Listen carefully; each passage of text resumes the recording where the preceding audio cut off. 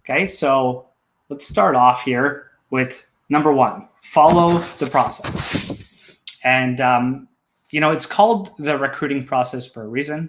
Ha ha ha. It's a process, which means there are certain steps you need to take and there's certain things that you need to do no matter what.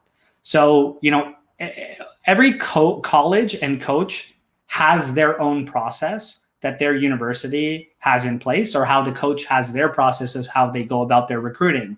And it can differ from school to school and coach to coach. So you have to understand what that process is from those coaches and follow what they're asking you to do, and understand that certain coaches are going to do things differently, and that you got to trust that process that they're taking you down.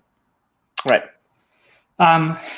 I think sometimes people try to bypass, right? Like a lot of times people try to bypass this. Like I think one of the things that I've realized when I go out and speak, especially, is I get a lot of questions. And so it's because people see this as a daunting thing.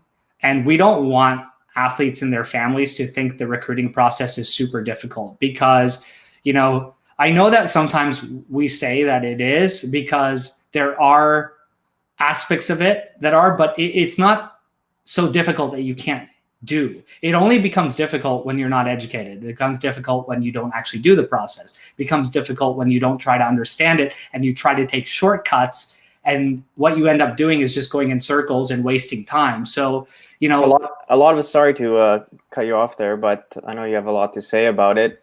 A lot of that is also done when people start like at a later stage in the recruiting, right? When they start scrambling and kind of aren't educated and are kind of trying to jump the gun and do this. So there's always, when we talk about the time frame of, the recruiting process, it should be, started at an earlier age rather than a later. And that way you have that time to do it properly, and, you won't be scrambling in the end, and you'll have, narrow down some schools that you can actually choose from.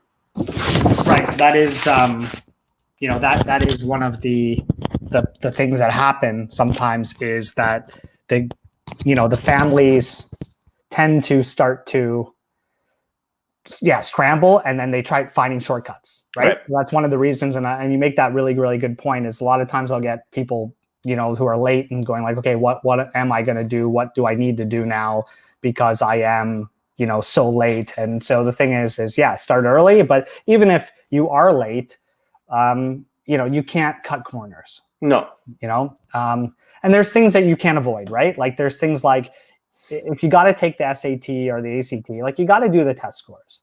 Like if you actually have to do it, you have to do it. I mean, there are instances when certain colleges don't require you to do it and whatnot, but like if you got to do it, you got to do it.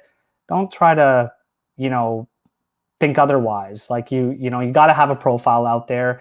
You got to have a video. Some people don't want to show a video because they're like, oh, well, I don't know if I look that great in it, or they don't want to share their stats. And it's like, you just got to do it, because coaches will ask. And if they don't get it, they'll have to move on if you're not cooperating.